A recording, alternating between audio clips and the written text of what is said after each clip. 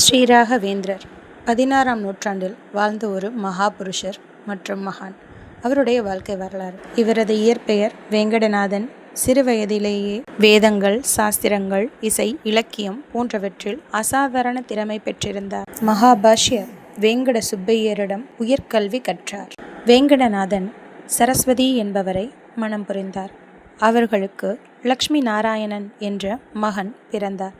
இவர்களது இல்லற வாழ்க்கை கடும் வறுமையில் கழிந்தது. பல நாட்கள் உணவின்றி தவித்த போதிலும் வேங்கடநாதன் தனது தெய்வ பக்தியிலும் மாணவர்களுக்கு பாடம் சொல்லிக் கொடுப்பதிலும் உறுதியாக இருந்தார்.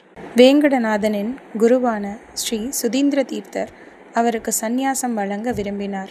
ஆரம்பத்தில் தயங்கிய வேங்கடநாதன் பின்னர் சரஸ்வதி தேவியின் ஆணைப்படி சந்நியாசம் ஏற்றுக்கொண்டார். அவருக்கு ராகவேந்திர தீர்த்தர் என்ற பெயர் சூட்டப்பட்டது. அவர் சந்நியாசம் ஏற்றபோது அவரது மனைவி சரஸ்வதி துயரம் தாங்காமல் கிணற்றில் விழுந்து உயிர் துறந்தார்.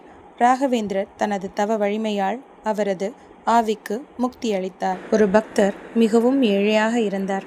ராகவேந்திரர் அவருக்கு ஆசிர்வதித்த போது அவரது வாழ்க்கை வளமாக மாறியது. ஒரு பக்தரின் குழந்தை இறந்துவிட்டது. அவர் ராகவேந்திரரிடம் அழுது வேண்டினார்.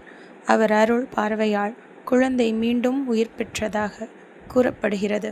ராகவேந்திரர் பல இடங்களுக்கு யாத்திரை சென்று அத்வைத கருத்துக்களை பரப்பினார். பல அற்புதங்கள் நிகழ்த்தினார். அவர் அமர்ந்திருந்த இடத்தில் இருந்த வறண்ட மரம் அவரது மந்திர சக்தியால் மீண்டும் துளிர்த்து பூத்தது.